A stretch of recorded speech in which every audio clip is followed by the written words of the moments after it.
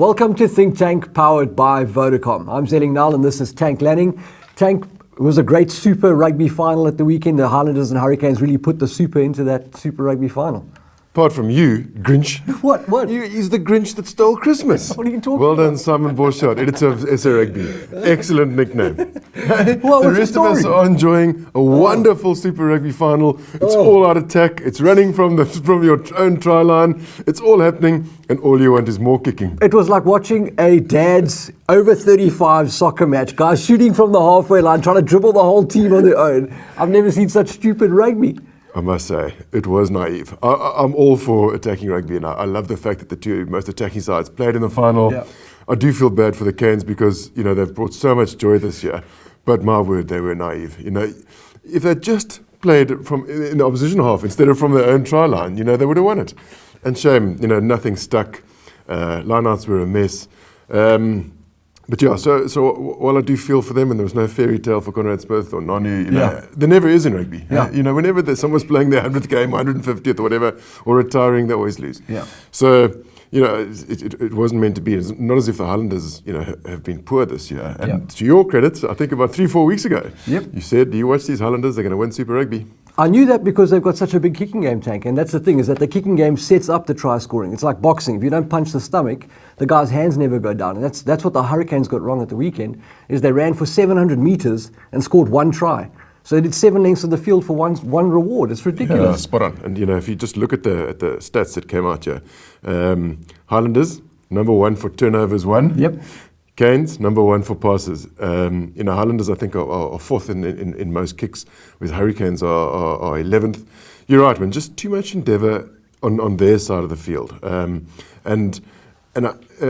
probably that's why you wouldn't risk Bowden Barrett in a big Rugby World Cup game. No. You can't miss those 3-pointers. Yeah. But then Conrad Smith taking on the Highlanders pack, who haven't lost a tight head the whole year, instead of taking 3 points in a final. Yeah.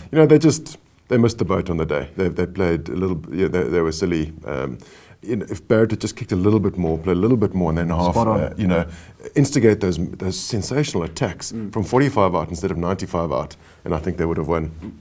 As we've spoken about the whole season, South African backlines are much smaller. That might change in the Springbok setup. How do you see us going up against the New Zealand side with the likes of Naholo and Severe with the resources we've got?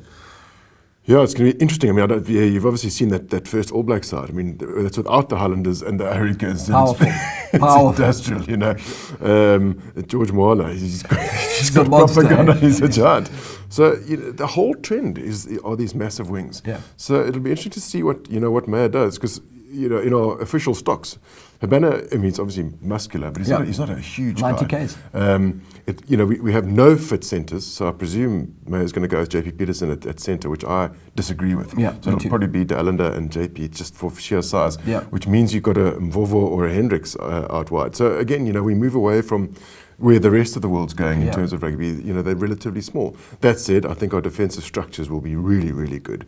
And so you won't be reliant too much on the guys out wide. Yeah. It's just, they will have that ability to bring in a big guy in the trams. Right. And the problem with that JP move inside and us getting a little bit smaller out wide is that's when we become vulnerable to the kicking game. And that opens us up to the try scoring. If we don't have a big monster on the wing who can field kicks and hold his own until the forwards get there, what do we do in that situation? Yeah, it's a very good point. And Willie Leroux has been sensational ball in hand, but what does he give up defensively? Jesse Creel for me is next in line, but again, he's not a monster. Yeah. So I suppose, it's like any coach. You look at the resources you've got and you play a game plan accordingly. So we don't have these giants out wide and we don't have a giant at the back. So, you attack differently. And perhaps, he comes in for a lot of stick for the one-off runners and playing only off 9 or 10 and Dwayne pick and go. But, if you don't have the ability to go, out wide with a monster or deft skills, and sadly we don't have those either. And that's not through a lack of resources. I think that's a lack of what we're doing in South African rugby. You're kind of left with only one game you can play. Your bailout is the kick. Yeah. Well, it brings us to the question of the week from Dino. He wants to know, is there still time left to try and blood new or old players into the box team before the World Cup kicks off? And is the game plan that simple that the guys can just fit in like that? Well, I've seen the playbook. So, the short answer is no. There's no ways. And you know, I've heard Mayer talk before where he talks about the line out being a science, and it is a science, but it's become so complex and made quite complex by the box that, it's too late now to bring in players from outside the system. Right. I saw, Dwayne's obviously going in for an op on Wednesday or this week. Yeah. Another guy is going to be in a race for time. His only other 8 in the squad is Whiteley. Yep. Plays a completely different game to Dwayne. Smaller than the Holo. Indeed, yeah. Wonderful player, wonderful captain, wonderful human. And perhaps, I quite like the look of an Alberts and a Flo and a Whiteley, but it's totally different to how Mayer would have been playing with tactically Miller. It changes what they could do, Yeah. That's it for this week, guys. Thanks very much for tuning in, and please be sure to stick with us as we head into the Rugby Championships and then the World Cup. Please keep your questions coming in using the hashtag ThinkTank, and we'll catch up with you next time. Until then, ciao.